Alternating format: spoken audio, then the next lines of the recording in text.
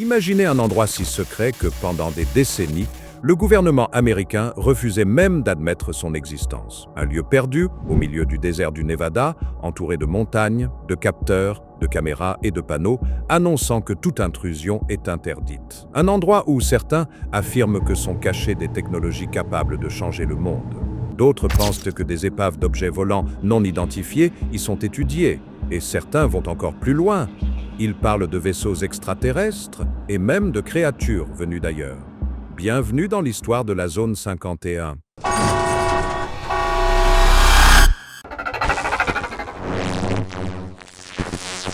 Aujourd'hui, nous allons séparer les faits des légendes, car parfois, la réalité est presque aussi incroyable que les théories. Nous sommes au début des années 1950. La guerre froide bat son plein. Les États-Unis et l'Union soviétique se livrent une course technologique sans précédent.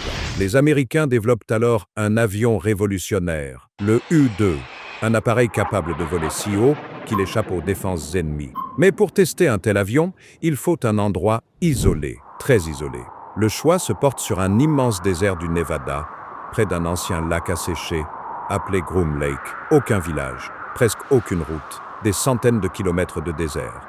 Le lieu idéal pour mener des essais, loin des regards. En 1955, une base secrète est construite. Elle ne porte alors qu'un simple numéro administratif, Zone 51.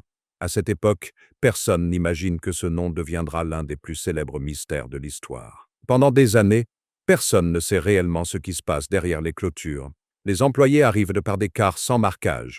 Les horaires sont confidentiels. Les cartes officielles ignorent presque totalement la base. Les satellites civils montrent très peu de détails. Et lorsque des curieux s'approchent, ils aperçoivent souvent des véhicules blancs, les mystérieux gardes surnommés Camo Dude, des agents chargés d'éloigner toute personne s'approchant de la zone interdite. Pourquoi autant de secrets? Parce que les essais concernent les avions les plus avancés de leur époque. Mais ce secret nourrit aussi toutes les hypothèses. Et bientôt, les rumeurs commencent. En 1947, quelques années avant la création officielle de la zone 51, survient l'affaire de Roswell. Une annonce militaire évoque la récupération d'un disque volant avant d'être rapidement démentie. Des décennies plus tard, certains avancent une théorie spectaculaire. Les débris récupérés auraient été transportés à la zone 51, puis étudiés dans le plus grand secret. Aucune preuve publique ne confirme cette affirmation. Mais cette hypothèse devient l'une des plus célèbres du monde. À partir de ce moment-là, la zone 51 n'est plus seulement une base militaire, elle devient un mythe.